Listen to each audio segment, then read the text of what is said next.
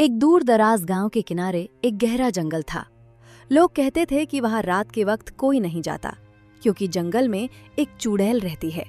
वो चुड़ैल पेड़ों के ऊपर एक छोटे से पुराने पेड़ पर रहती थी। उसकी शक्ल बहुत डरावनी थी।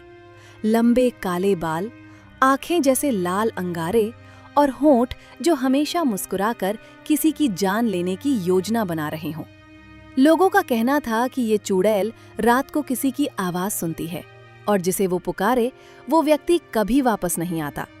गांव वाले कहते थे कि अगर जंगल की तरफ से अचानक कोई आहट या बुलाने की आवाज आए तो किसी को वहां जाना नहीं चाहिए। चुड़ैल हमेशा रात के वक्त पेड़ की ऊपर वाली शाख पर बैठकर लोगों को अपनी आवाज से बहकाती थी। वो किसी बच्चे, लड़के या किसी युवक को अपनी तरफ बुलाती और जब वो उसकी आवाज पर चलकर जंगल में प्रवेश करता तो वो गायब हो जाता। गांव वाले कई सालों से इसकी कहानी सुनाते आ रहे थे। कुछ लोग कहानी पर विश्वास करते, कुछ नहीं, मगर जो एक बार इसकी आवाज सुनते वो कभी वापस नहीं आता।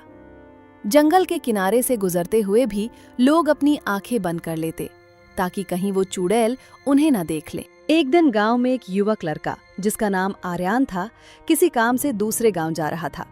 रात हो चुकी थी और वो जंगल के रास्ते से गुजर रहा था। अचानक उसने किसी के पुकारने की आवाज सुनी। आओ आओ। लोग कहते हैं ये वही आवाज थी जो चुड़ैल हर किसी को बहकाने के लिए इस्तेमाल करती थी।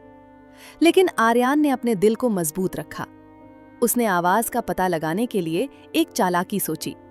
आर्यान ने सोचा, अगर मैं इसकी आवाज पर सीधा चला गया तो शायद मैं भी गायब हो जाऊं, मगर अगर मैं धीरे धीरे हरकत करूं और इसका पता लगाऊं तो बच सकता हूं। उसने एक छोटा सा लैंप जलाया और आवाज की तरफ धीरे धीरे बढ़ा।